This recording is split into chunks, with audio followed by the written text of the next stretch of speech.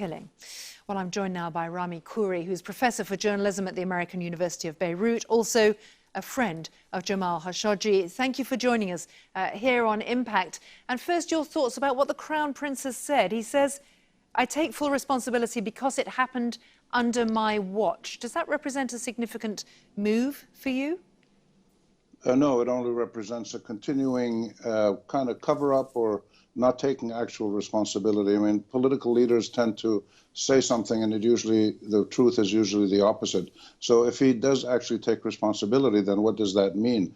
A crime was committed, a massive cover-up was done, a brutal crime, a grotesque crime, very inhuman crime. And so what does it mean to take responsibility? You just say, oh, well, it happened and we'll try not to make it happen again.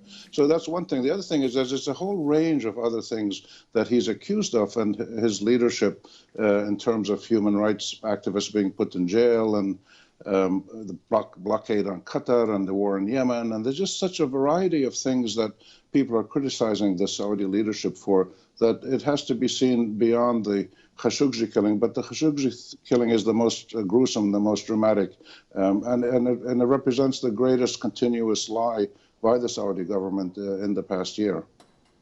The Crown Prince, of course, says he can't be responsible for all the thousands of civil servants and government officials who work under him.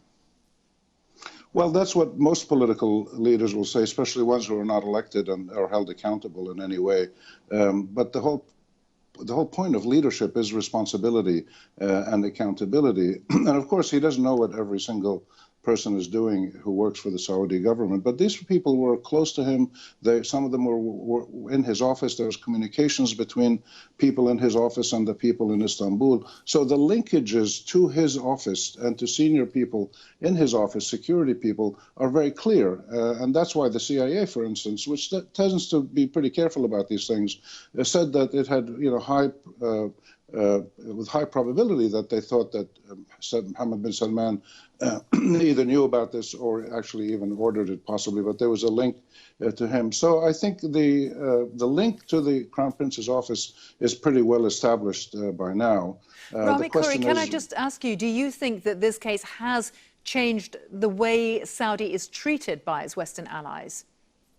Oh, absolutely. The Saudis are in a very difficult position now because you have some people like Trump and others who continue to support them and deal with them, as they do with other autocrats like Sisi in Egypt and others. But you have, for instance, the Senate in the United States is continually passing legislation to stop sending arms to the Saudis, to get out of the war in Yemen. And you have private people who are canceling engagements with Saudis. So it definitely has put pressure on the Saudi government's relations. Yet, and I'm sorry to cut across you, it's just time being short, and yet, as Mohammed bin Salman's been saying today, Saudi Arabia does in fact hold the card that much of the world's oil supply can be sourced there or in the Gulf, and he's warning, if you hit stability, if you hit international stability, the world's economy might shake.